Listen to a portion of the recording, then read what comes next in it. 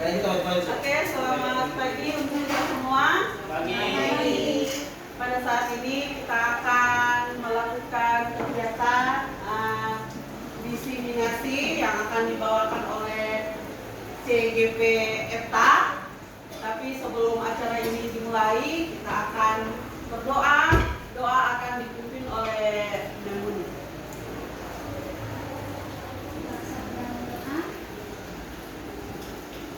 Bapa kami dalam kerajaan Tuhan, berkat dari kasih-Mu, kami menyatakan saat ini Tuhan kami meminta akan membawakan kegiatan. Tuhan berkati dan Tuhan sampaikannya dan pahami dengan baik dan untuk bertemu dengan anak kita.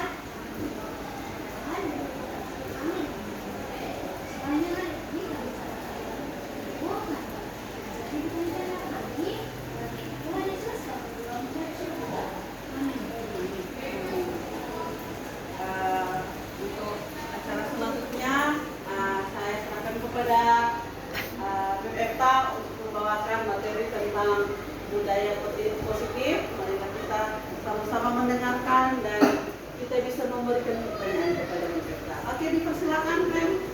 Baik, terima kasih. Selamat pagi semuanya. Pagi.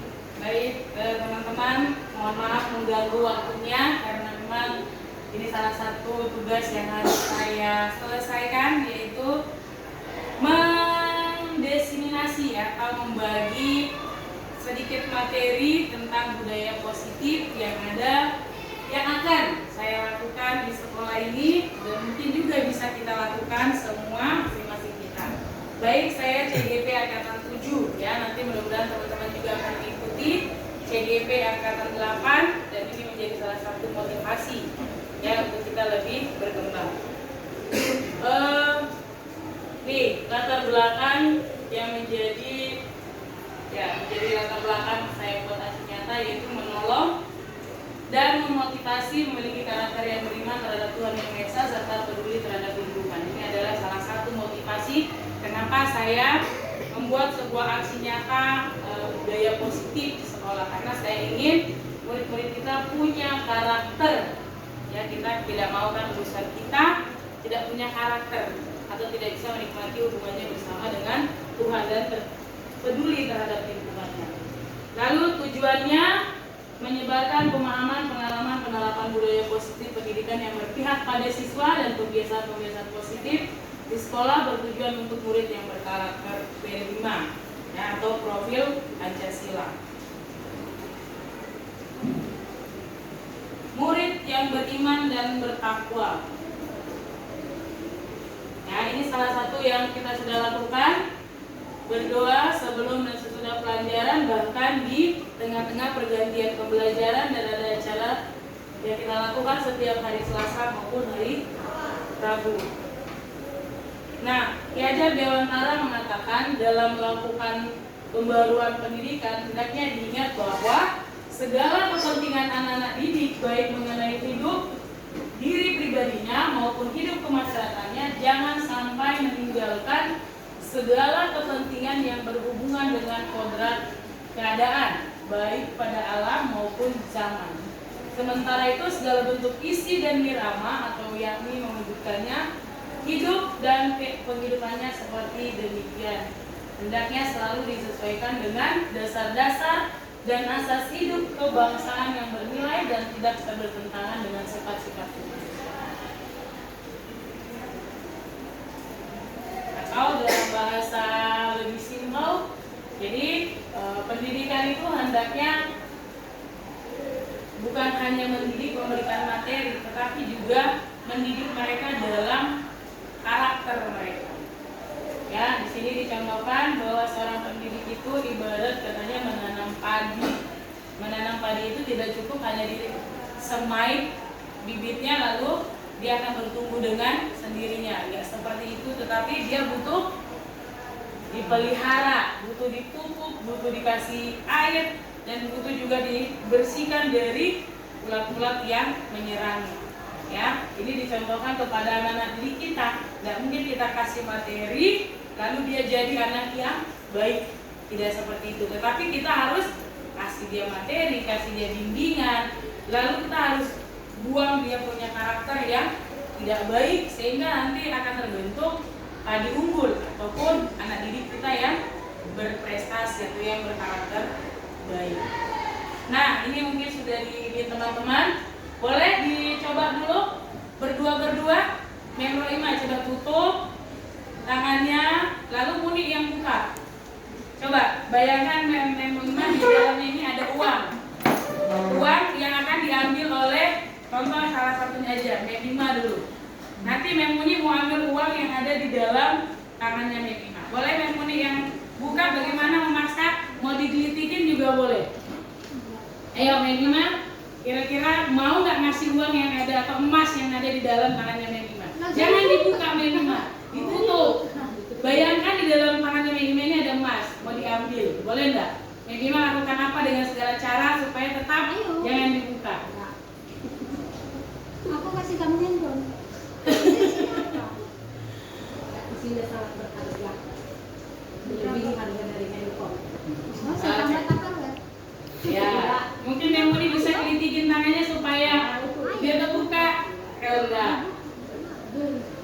Oke, terima kasih. Jadi artinya anak-anak kita itu juga seperti emas. Kan emas itu nggak mungkin kita kasih ke orang begitu kan? Pasti kita akan pertahankan. Nah, kalau kita juga menganggap bahwa anak-anak kita itu berharga, kita juga tidak akan mudah membiarkan mereka suka-sukamu aja. Kan sekarang kurikulum merdeka, anak-anak dibiarin merdeka sesuka hatinya. Bukan dalam seperti itu konotasinya ya. Nah, apakah Anda akan membuka kepalan tangan Anda? Alasannya kenapa? Tadi, Mem Rima, kenapa nggak mau buka kepalanya? Isinya sangat berharga. Iya, karena tadi isinya sangat berharga. Apakah Anda menutup kepala tangan Anda? Mengapa alasan Anda menutup kepala tangan? Kenapa kita tutup tadi? Ditutup sekuat-kuatnya.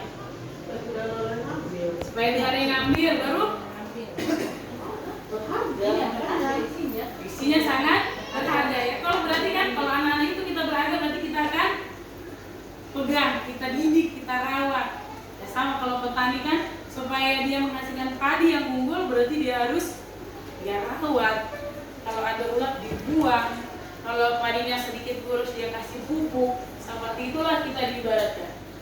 Siapa yang memegang kontrol atau kendali untuk membuka dan menutup tangan tadi?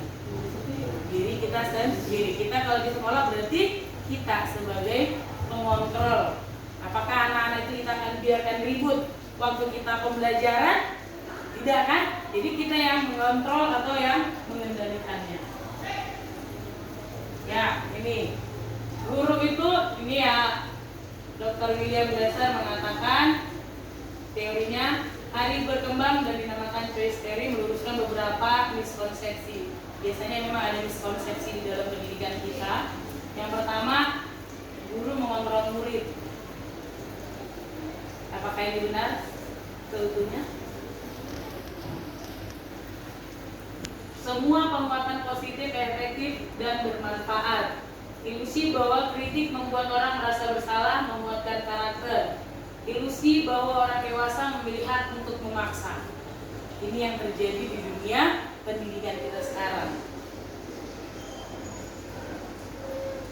Oke, bagaimana seorang bisa merubah dari paradigma stimulus respon kepada pendekatan teori kontrol? Kita akan belajar teori kontrol. Ya. Stephen R. Covey mengatakan bahwa bila kita ingin membuat kemajuan, perlahan sedikit-sedikit ubahlah sikap atau perilaku Anda. Namun bila kita ingin memperbaiki cara-cara utama kita, maka kita perlu mengubah kerangka acuan kita. Ubahlah bagaimana kita melihat dunia, bagaimana kita berpikir tentang manusia. Ubahlah paradigma Anda, skema pemahaman dan penjelasan aspek-aspek tertentu tentang realitas. Kita bisa lihat di dalam tabel bagaimana stimulus respon dan bagaimana itu teori kontrol. Realitasnya kita sama, dalam kontrol kita berbeda. Ya, memang tidak ada yang sama. Kita memang sama-sama manusia, tetapi kita bukan manusia yang sama, punya pemikiran, punya budaya yang berbeda. semua orang melihat hal yang sama. Kalau di dalam teori kontrol berarti setiap orang memiliki gambaran yang berbeda. Ya. Lalu kita mencoba mengubah agar orang berpandangan sama dengan kita. Dalam teori kontrol, kita berusaha memahami pandangan orang lain tentang dunia. Lalu perilaku buruk dilihat sebagai suatu kesalahan. Semua perilaku memiliki tujuan. Orang lain bisa mengontrol saya, hanya Anda yang bisa mengontrol diri Anda. Lalu di dalam saya bisa mengontrol orang lain, Anda tidak bisa mengontrol orang lain. Pemaksaan adalah pada saat rujukan gagal. Dalam teori kontrol, kolaborasi dan konsensus menciptakan pilihan baru. Lalu model berpikir menang kalah, model berpikir menang-menang. Ya, jadi kalau dalam stimulus respon kita berpikir siapa yang menang, siapa yang kalah. Tapi kalau dalam teori kontrol, semua dua-dua harus menang. Nah, makna disiplin positif. Disiplin positif itu menanamkan motivasi pada murid kita, yaitu untuk menjadi orang yang mereka inginkan dan menghargai sendiri nilai-nilai yang mereka percaya. Seringkali kita mendisiplin anak supaya anak menurut, bukan supaya dia menghargai dirinya sendiri. Contoh, dia datang terlambat ke sekolah, kita kasih disiplin kan tentu. Nah, tujuan kita memberikan disiplin itu apa? Apakah dia supaya besok datang lebih pagi, atau ada nilai positif yang kita ingin tanamkan di dalamnya? Mereka akan tetap berperilaku baik dan berlandaskan nilai-nilai kebajikan karena mereka ingin menjadi orang yang menjunjung tinggi nilai-nilai yang mereka hargai atau mencapai suatu tujuan. Jadi kalau kita budayakan disiplin anak itu dengan disiplin positif, kita berharap peserta didik kita itu menjadi orang yang menghargai dirinya sendiri. Nilai-nilai kebajikan universal. Ya, inilah nilai-nilai kebajikan profil Pancasila. Ada ide primary, 9 pilar karakter, petunjuk seumur hidup dan keterampilan hidup, dan the seven essential, lalu the Virtus Project. Nah, 3 motivasi perilaku manusia untuk menghindari ketidaknyamanan atau hukuman. Ya, biasanya kita menghindari suatu masalah karena kita takut hidup kita tidak nyaman ataupun dapat hukuman. Untuk mendapatkan imbalan atau penghargaan diri orang lain, untuk menjadi orang yang mereka inginkan dan menghargai diri sendiri dengan nilai-nilai yang mereka percaya. Ya, kita mau perilaku kita terkadang ada seperti ini. Kita tidak mau kehidupan kita tidak nyaman, ya kita menurut. Padahal sebenarnya bukan seperti itu ya. Kita menurut karena kita menghargai diri kita sendiri. Oke, ini hukuman, konsekuensi, dan restitusi. Hukuman, cara untuk mengarahkan sebuah tingkah laku agar sesuai dengan tingkah laku yang berlaku secara umum. Ya, seperti tadi contohnya saya bilang, anak datang terlambat ke sekolah, kita kasih hukuman dengan asumsi bahwa dia akan bertingkah laku atau datang seperti siswa pada umumnya. Tapi kalau baru penghargaan itu prestasi yang diberikan baik oleh perorangan atau lembaga yang diberikan dalam bentuk material atau ucapan. Biasanya kalau melakukan kebaikan, nah di sini itu yang kita mungkin agak kurang ya. Ketika anak tidak menurut, kita kasih hukuman. Tetapi ketika mereka menurut, kita tidak mengapresiasi, ya kan? Memberikan mereka penghargaan. Nah, kalau restitusi apa? Menciptakan kondisi bagi individu untuk memperbaiki kesalahan mereka sehingga mereka bisa kembali pada kelompok mereka dengan karakter yang lebih luas, lebih kuat, dan juga merupakan proses kolaboratif yang mengajarkan untuk mencari solusi untuk masalah mereka dan membantu berpikir tentang orang seperti apa yang mereka inginkan dan bagaimana mereka harus memperlakukan orang. Jadi lebih kepada kalau restitusi itu kita tidak memberikan hukuman, tetapi kita berkolaborasi mengingatkan mereka akan apa kesalahan mereka. Lalu apa efek dari kesalahan mereka untuk diri mereka sendiri. Nah, kalau mereka datang telat ke sekolah, apa kira-kira yang kita berikan restitusinya kepada anak? Apakah kan kalau biasanya kita langsung hukum, ambil sampah seperti itu contohnya. Kalau kita mau restitusi seperti kira-kira bahasanya seperti apa? Ya, Ini pasti kita tanya kenapa terlambat. Terus pernah dia bilang, "Mem, saya tidur ke malaman, larut karena main game." Ya. Jadi yang baik adalah kalau kita bisa bilang, kira-kira efeknya sekarang apa yang kamu rasakan ketika kamu tidur telat dan bangunnya kesiangan. Jadi ke anak itu dikembalikan. Jadi bukan kita yang mengorek kesalahannya, tetapi dia sendiri yang menceritakan bahwa terlambat ke sekolah itu tidak baik. Itulah restitusi. Nih, hukuman itu sesuatu yang menyakitkan harus terjadi. Konsekuensi sesuatu harus terjadi, restitusi merupakan pilihan. Tadi dia terlambat datang ke sekolah. Kita kasih hukuman, konsekuensinya dia harus terima apa yang kita, mungkin konsekuensinya dia tidak ikut pelajaran selama beberapa jam. Tapi kalau restitusi, kita bisa bertanya ke dia, sekarang kamu sudah terlambat nih. Seharusnya kamu terima hukuman dan konsekuensi. Sekarang kamu mungkin bisa kita lakukan. Apakah kamu akan melakukan dulu tanggung jawabmu, konsekuensi dari keterlambatanmu, atau kamu bisa mengikutinya nanti setelah pulang baru kamu datang ke saya. Artinya menuntut tanggung jawab. Dan juga kita sebagai guru ingat bahwa dia punya sesuatu yang harus dia kerjakan. Nah, nih identitas sukses. Awas kalau dilakukan lagi ya, nanti awas kamu. Kalau yang netral, lakukan apa yang saya katakan. Tapi kalau yang positif, apakah hal ini yang sesungguhnya ingin kamu lakukan? Kamu sebagai pelajar sesungguhnya mau datang terlambat terus kan ke sekolah? Atau kita bilang, besok jangan lagi kamu datang ke sekolah, kamu sudah berulang-ulang terlambat. Seperti itu ya bahasanya. Jadi kita berusaha untuk memberikan pemikiran yang positif meskipun itu kesalahan. Ya, jadi tidak menghukum, kita berusaha untuk tidak menghukum walaupun itu adalah sebuah kesalahan. Tapi bagaimana sebuah kesalahan itu anak-anak mengambilnya menjadi hal yang positif. Ini tadi sudah. Nah, nih tindakan guru mencatat 100 kali dalam buku kalimat "saya tidak terlambat lagi". Ini dulu saya dapatkan juga waktu saya sekolah. Tidak membuat PR, saya tulis di buku satu buku tipis, menulis saya berjanji saya berjanji akan selalu mengerjakan PR. Itu ditulis. Memang kata-kata itu positif sih sebenarnya ya. Cuman kan menjadi sebuah hukuman. Ya. Kira-kira konsekuensinya apa ya kalau yang kita bisa bikin? Itu termasuk konsekuensi atau hukuman? Kenapa disebut hukuman? Kalau ada anak malas bikin PR, baru kita bilang saya berjanji akan selalu membuat PR. Itu hukuman atau konsekuensi? Hukuman. Oke, yang kedua, lari mengelilingi lapangan basket.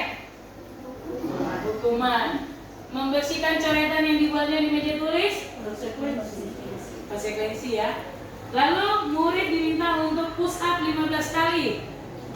Hukuman juga. Lalu mengganti kertas tugas teman yang telah dicoret-coret.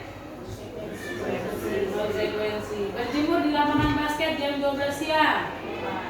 Murid diminta untuk bertelanjang kaki sepanjang hari karena tidak menggunakan sepatu warna hitam. Ini juga hukuman ya. Berdiri di depan kelas sambil mengangkat kaki 1. Pernah dapat itu? Pernah ya? Waktu SD nggak ngerjain PR, berdiri depan, angkat, baru tarik di telinga. Itu dulu ya. Itu juga distrap ya. Itu hukuman atau konsekuensi? Hukuman. Lalu membersihkan tumpahan air, itu kayaknya konsekuensi ya. Lalu kehilangan 10 menit jam istirahat untuk mengerjakan tugas karena belum selesai, mungkin dikurangi istirahatnya, harusnya 30 menit jadi 20 menit. Konsekuensi atau hukuman? Konsekuensi ya. Lalu kalau duduk di bangku di pinggir lapangan pada jam istirahat, tidak diizinkan bermain oleh guru piket karena mencederai teman. Hukuman atau konsekuensi? konsekuensi? Konsekuensi. Jadi mencederai temannya. Jadi Duduk di bangku di pinggir lapangan pada jam istirahat tidak diizinkan bermain oleh guru piket karena mencederai teman saat bermain di lapangan. Hukuman konsekuensi? Konsekuensi. Terlambat hadir di pelajaran dari 15 menit dan diminta untuk tinggal 15 menit. Konsekuensi. Lari mengelilingi lapangan 2 kali karena terlambat 10 menit. Konsekuensi untuk pelajaran PJOK. Hukuman. Untuk pelajaran PJOK. Konsekuensi atau hukuman? Kalau hukuman, dia lari keliling bola basket karena terlambat 10 menit untuk pelajaran PJOK. Apa? Hukuman? Konsekuensi? Perbedaannya konsekuensi dengan hukuman perbedaan. Kalau hukuman kayaknya lebih ke fisik kayaknya kalau hukuman. Ya, hukuman itu adalah sesuatu yang diberikan karena seseorang melakukan kesalahan. Ya, kalau konsekuensi berarti dia menerima akibat dari perbuatannya, ya kan? Akibat ya. Kalau misalnya tadi datang terlambat itu loh, membersihkan WC karena mematahkan pensil kawannya. Hukuman. Kalau itu hukuman, kalau konsekuensinya sebenarnya dia harus mengganti pensil temannya, ya kan? Itu konsekuensi. Tapi kalau dia disuruh membersihkan WC, padahal dia mematahkan pensil, berarti itu sebagai hukuman. Iya, atau seperti itu kan?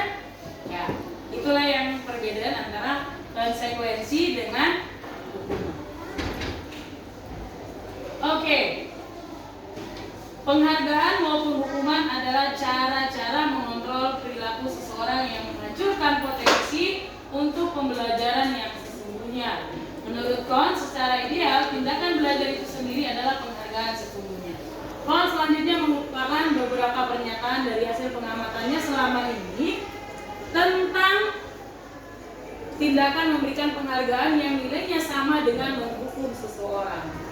Saat kita berulang kali menjanjikan hadiah kepada anak-anak agar berperilaku bertanggung jawab, atau kepada seorang murid agar mempelajari sesuatu yang baru, atau kepada seorang karyawan agar melakukan pekerjaan yang berkualitas, kita sedang berasumsi mereka tidak dapat melakukannya atau mereka tidak akan memilih untuk melakukannya.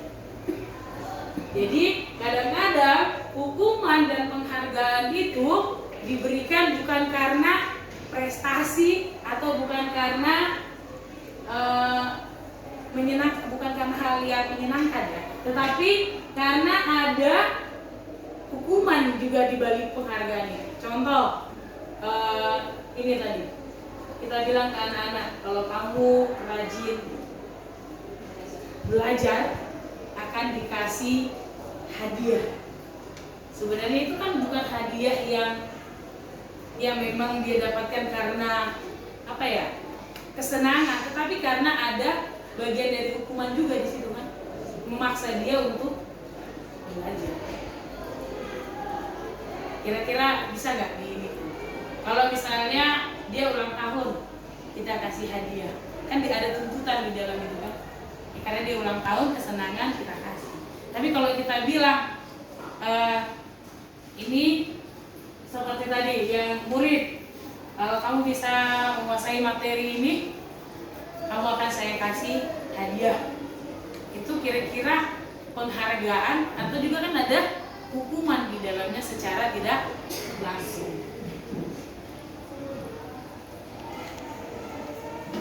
Motivasi perilaku manusia, hukuman dan penghargaan. Nah ini ada penghargaan. Kalau ini kira-kira murni penghargaan atau yang termasuk yang dikatakan oleh John Alvin Kohn ini?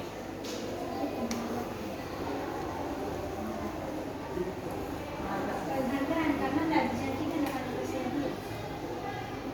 Ya, penghargaan atau penghargaan yang dibarengi dengan hukuman juga di dalamnya.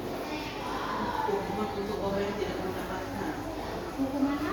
Hukumannya enggak ada ya, penghargaan. Ini murni penghargaan, Iya karena ya kan? Sesuatu yang diberikan memang bukan karena ditakut-takutin. Cuma memang sebelum ini kan kita bilang siapa kelas yang paling bersih, ya kan? Berarti anak-anak berusaha juga kan dengan segala daya membersihkan kelasnya supaya dapat ini. Sebenarnya kan menuntut mereka untuk membersihkan kelas, menuntut mereka melakukan sesuatu. Tapi kalau mereka lakukan itu dengan sukacita, dengan senang, apakah itu termasuk hukuman? Nah, tuh. Apa kalau mereka lakukan dengan senang hati? Apakah itu bentuk dari hukuman juga? Penghargaan lah itu. Kalau menurut saya, kalau mereka lakukan itu setiap hari tanpa mengharapkan imbalan, itu bukan hukuman. Tapi kalau mereka hanya ketika ada perlombaan membersihkan kelasnya, ya itu penghargaan yang ada hukuman juga.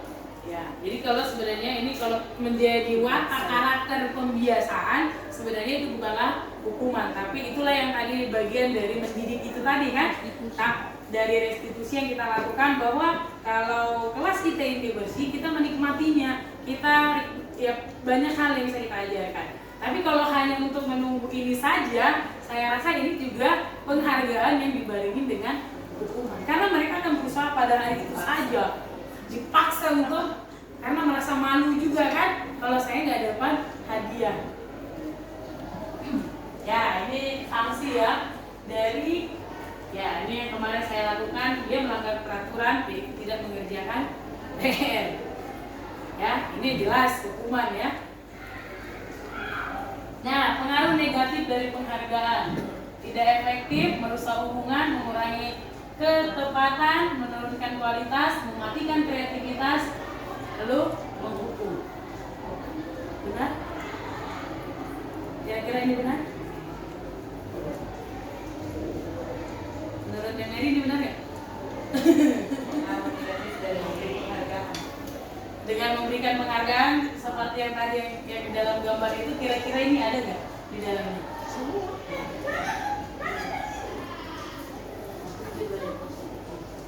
Ya, ada yang positifnya juga ya. Tapi ini ada nggak di dalamnya? Ada ya. Berusaha hubungan pasti antara yang diberi penghargaan dengan yang memberi pasti ada rasa gimana gitu. Lagi presentasi nih. Kualitas itu bisa memberikan kualitas kenapa ya? Karena dia hanya akan sebenarnya dia hanya akan berubah saja. Jadi dia menjadi sebuah habit, tapi hanya Dia akan berusaha ketika dijadikan ada penghargaan. iya, jadi dia akan melakukan pekerjaan itu jika dapat apresiasi atau Berarti bukan dari dirinya. padahal sebenarnya untuk memunculkan itu kita sebenarnya biasanya kan ngasih penghargaan ya, reward supaya dia, tapi jadinya bukan melakukan itu dengan karena dia menghargai dirinya, tetapi karena ada reward ya. Itu memungkinkan karena dilakukan banyak dalam masa waktu tertentu. Hanya sekali-kali tapi kalau itu tapi dilakukan secara berkesinambungan dalam jangka waktu yang konsisten, saya rasa itu jadi kebiasaan dan dilakukan itu menjadi kualitas, itu jadi kebiasaan. Mungkin kalau masalah yang saya bilang tadi, kalau misalnya dilakukan konsisten, saya setuju. Tapi kalau untuk rewardnya sendiri, nah itu yang kadang-kadang jadi sehingga dia melakukan sesuatu itu, kok hargai dulu baru saya lakukan. Jadi tapi kalau masalah pembiasaan itu saya setuju bahwa kalau kita lakukan itu continue akan menjadi hal yang positif. Jadi jangan melakukan hal itu, kita tekankan jangan hanya karena hadiah atau penghargaan sehingga kamu mau melakukan itu. Tapi rewardnya itu pada dirimu sendiri. Itu yang perlu kita budayakan menjadi hal yang positif bagi anak-anak kita. Nah, apa manfaat? Tadi itu mematikan kreativitas kenapa? Oke, tunggu. Mematikan kreativitas. Balik di sini ya. Ya. Ya, kreativitasnya ada yang bisa? Kenapa dia mematikan kreativitas? Ya, saya pikir karena kita salah memberikan penghargaan.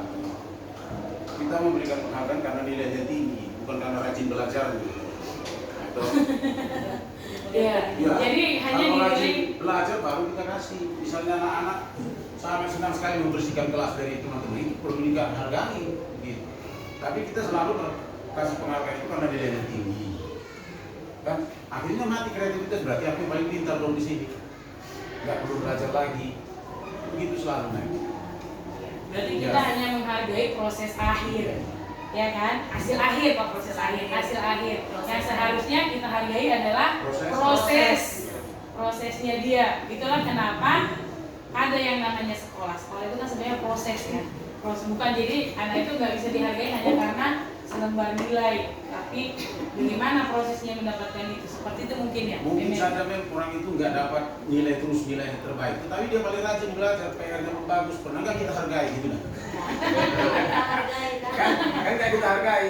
Biasanya nilainya yang paling itu yang kita hargai. Iya, jadi biasanya yang terjadi di kita seringkali ya, termasuk saya sendiri ya, hanya menghargai hasil akhir.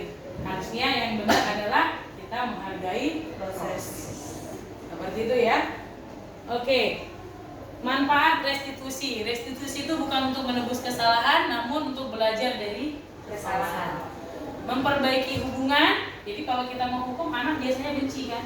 Tapi kalau kita merestitusi seorang anak menceritakan hal positif, saya percaya bahwa dia tidak akan membenci kita. Walaupun anak-anak benci kita, nanti bentar lagi dia balik. Cuma maksudnya saya percaya di dalam hatinya ada, Mem ini kenapa sih harus dihukum? Seperti itu mungkin ya. Tawaran bukan paksaan. Lalu menuntun untuk melihat ke dalam diri, mencari kebutuhan dasar yang mendasari tindakannya. Restitusi itu adalah cara yang paling baik, fokus pada karakter bukan tindakan.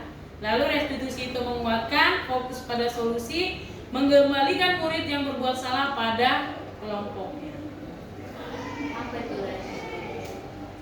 Ya, restitusi itu adalah tadi yang kita ini kan Belajar dari kesalahan.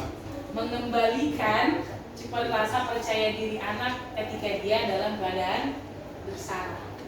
Jadi kalau kita bersalah, saya pribadi sebagai seorang guru, kalau saya bersalah lalu saya diberikan hukuman tanpa diberikan sesuatu hal yang positif yang untuk bisa saya gali dalam diri saya, kira-kira itu adil nggak? Bagus nggak? Seperti itu ya. Itulah restitusi. Jadi ketika anak melakukan kesalahan, kita tidak menghukum dia, tetapi memberikan hal-hal yang positif. Ya, maksudnya dia terlambat datang ke sekolah. Kira-kira Mem Mary ada nggak hal yang positif yang bisa datang Mem ucapkan kepada dia selain daripada kamu bersihkan ini, nanti kamu nggak ikut setengah jam pembelajaran. Kira-kira ada hal positif nggak yang bisa kita lakukan ketika dia terlambat ke sekolah? Selain dari tadi kita nanya, pasti kita tanya kan, kenapa kamu terlambat? Lalu dia jawab, Mem, saya tidur kemalaman karena main game. Kira-kira ada nggak yang positif, bahasa positif yang bisa kita lakukan restitusinya? Bisa kita tanya kembali, kira-kira nih menurutmu ya, Mem pernah nggak datang terlambat ke sekolah? Pasti dia jawab, oh pernah Mem, karena Mem juga pernah sekolah gitu kan. Kira-kira kalau selalu datang ke sekolah terlambat, itu efeknya baik enggak? Jadi anak itu mengerti bahwa kesalahan yang dia lakukan itu tidak baik untuk dirinya sendiri. Jadi ke depan dia bisa menghargai dirinya. Jadi dia datang ke sekolah tepat waktu itu bukan semata-mata hanya karena ingin mematuhi peraturan, tetapi dia tahu bahwa saya datang ke sekolah tepat waktu itu melatih diri saya untuk disiplin waktu, disiplin pada diri saya sendiri, yang juga nanti akan menjadi target saya di ketika besar. Ada Mem? Oke. Mengapa keyakinan? Nah, keyakinan kelas dan peraturan kelas sama atau beda? Sama Beda. atau Beda. Beda. Kalau peraturan itu sifatnya ada hukuman.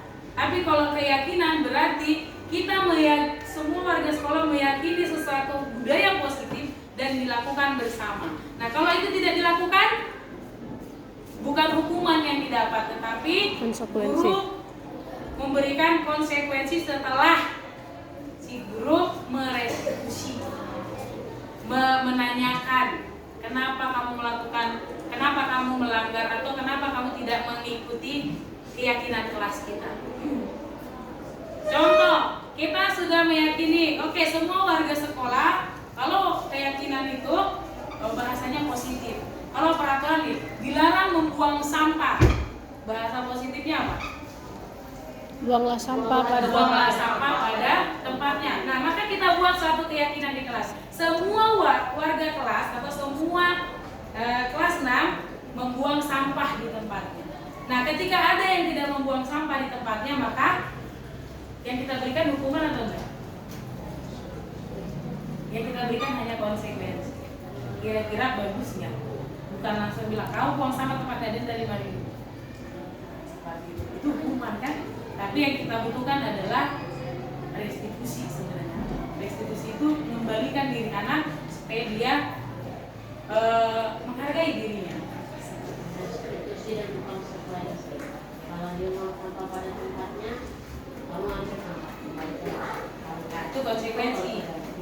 Restitusinya dikasih penguatan. Ya, diberikan penguatan sama dulu. Jadi bukan hanya dia buang sampah, balikin sampahnya, atau kamu denda 5.000 karena buang sampah. Itu berarti hukuman kan? Oke. Lalu 5 kebutuhan dasar manusia: penguasaan, kesenangan, kasih sayang. Semua pengen ini kan? Ada yang tidak ingin? Ada yang tidak merasakan ini? Ini kebutuhan dasar kita sebagai manusia. Kita ingin penguasaan, kita ingin bertahan hidup, kita ingin kebebasan, kita ingin kasih sayang. Ada yang tidak menginginkan salah satu dari 5 ini? Yang merasa tidak butuh? Tidak ya, karena ini kebutuhan dasar manusia. Oke, kebaca nggak ya? Oke. 5 posisi kontrol restitusi yang kita buat: menghardik, menunjuk, menyakiti, menyindir, itu kehukum. Lalu yang membuat rasa bersalah, berceramah, menunjukkan kekecewaan tindakan, itu motivasi. Jadi tadi 5 posisi kontrol ya, motivasi eksternal. Lalu ada identitas gagal dengan identitas sukses. Kalau identitas gagalnya tadi penghukum, menghardik, menunjuk, menyakiti, menyindir, membuat merasa bersalah. Kalau identitas suksesnya membuat alasan-alasan untuk muridnya, menghitung dan mengukur, itu sebagai pemantau dan sebagai manajer mengajukan pertanyaan-pertanyaan. Jadi ada 5 posisi kontrol ketika kita merestitusi. Apakah kita sebagai penghukum, sebagai pembuat rasa bersalah, sebagai teman, sebagai pemantau, atau sebagai manajer. Kalau sebagai penghukum, kita yang menghardik, menunjuk, menyakiti. Yang kedua, kalau kita sebagai pembuat bersalah, kita berceramah, kita mengorek terus masalahnya dia sampai dia merasa bersalah kan? Kalau kita korek-korek terus, dia kan akan merasa bersalah. Atau kita sebagai teman, membuat alasan-alasan ya untuk menutupi kesalahannya. Atau kita sebagai pemantau, hanya melihat saja. Atau kita sebagai manajer ya, yang mengajukan pertanyaan-pertanyaan untuk dia bisa menyadari kesalahannya. Yang diharapkan adalah kita sebagai manajer ya, kita ajukan beberapa pertanyaan sehingga dia sendiri yang mengungkapkannya, bukan kita yang korek, bukan kita yang hukum. Mungkin contohnya guru berkata, kalau kamu tidak melakukannya saya akan, itu sebagai hukum. Lalu sebagai pembuat masalah, kamu sudah mengecewakan bapak ibu, kamu sudah mengecewakan mem, itu sebagai pembuat rasa bersalah. Sebagai teman, lakukan demi bapak atau ibu, ya sudah, nanti bapak ibu bantu bereskan, nanti mem yang bereskan, pergi sudah. Nah, seperti itu kan. Lalu apa konsekuensinya, apa yang telah kamu lakukan, apa yang terjadi, itu sebagai pemantau. Lalu sebagai manajer, apa yang kita yakini, apa yang kamu yakini hal tersebut. Kalau kamu meyakininya, kamu mau memperbaikinya. Jadi pertanyaan yang kita berikan kepada anak didik kita. Ini juga kurang lebih sama. Kita lanjut aja ya. Nah, inilah segitiga restitusi. Segitiga restitusi, validasi tindakan, lalu menanyakan keyakinan, lalu menstabilkan identitas. Ya, mana yang duluan? Menstabilkan? Mana yang duluan? Menstabilkan atau validasi? Validasi. Tahu kesalahan dia.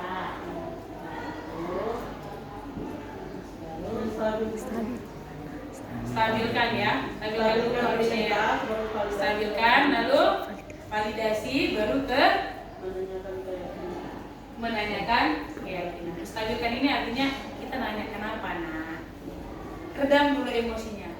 Misalnya dia berkelahi, kan nggak mungkin kita tanya kenapa kamu lakukan itu, kan nggak seperti itu. Tapi kita stabilkan dulu emosinya. Baru kita masuk ke validasi tindakan. Apa yang kamu lakukan tadi? Lalu baru ke menanyakan keyakinan. Kelas yang sudah kita seperti itu ya. Jadi kamu tentu punya alasan mengapa kamu melakukan itu. Adakah cara yang lebih efektif untuk kamu mendapatkan apa yang kamu butuhkan? Nah, itulah pertanyaan-pertanyaan mulai dari menstabilkan tadi ya. Setiap orang pasti pernah melakukan kesalahan. Tadi yang saya bilang, Mem pernah nggak melakukan itu kira-kira waktu sekolah? Pasti dia jawab kan Mem pernah juga sekolah. Gitu kan. Jadi menstabilkan emosinya anak. Itu yang kita lakukan sebagai inilah tadi yang disebut segitiga restitusi. Nah, kasus ini kalau saya ini kemarin hanya apa namanya? Ya, jadi contohkan sebuah kasus anak Givan dia sering ribut di kelas. Nah, sebagai wali kelasnya, sebagai guru yang ada di dalam itu, apakah saya harus langsung mengeluarkan Givan karena dia ribut selalu? Ya, namanya anak ribut kan, tidak mungkin kita langsung keluar, bisa ribut. Ya, sering memang kita kalau sudah lagi konsentrasi, langsung kita bilang keluar. Nah, tapi yang diharapkan sebagai guru, sebagai manajer, kita memanggil dia nanti. Mungkin di kelas kita bilang, tolong dia mungkin bisa, tapi nanti setelah pembelajaran kita berikan waktu untuk merestitusi si anak ini. Seperti itu ya. Dan ini dia gangguan di event. Ini contoh ilustrasinya. Lalu ini skema. Nah, ini skema. Di contoh kasusnya dia suka terlambat. Nah, ini yang dia kasih alasan kenapa terlambat. Karena tidur larut malam. Kenapa tidur larut malam? Karena dia main game. Nah, kalau hukuman ya sudah kau bersihkan kelas, tapi kita harus merestitusi, mengembalikan rasa kepercayaan diri anak itu supaya dia tidak melakukannya kembali atau menghargai dirinya sendiri. Ya. Oke, ini adalah budaya-budaya positif yang sudah kita biasa lakukan. Ya, belajar Alkitab. Nah, ini bersih-bersih saat teduh.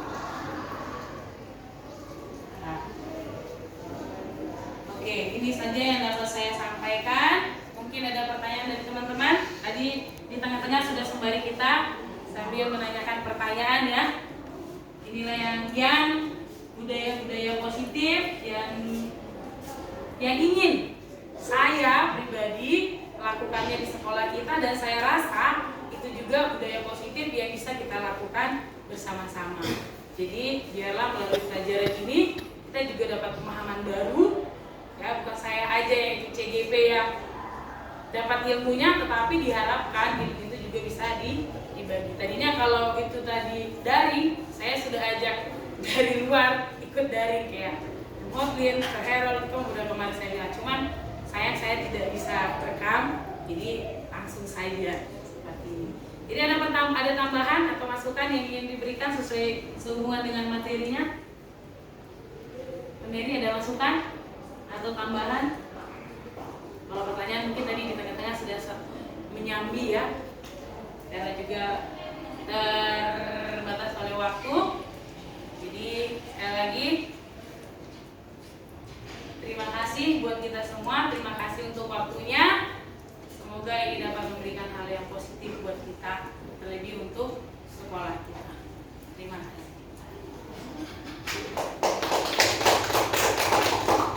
Oke. Boleh langsung tutup.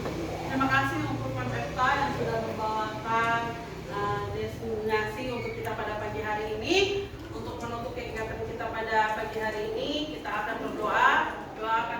oleh Miss Julia.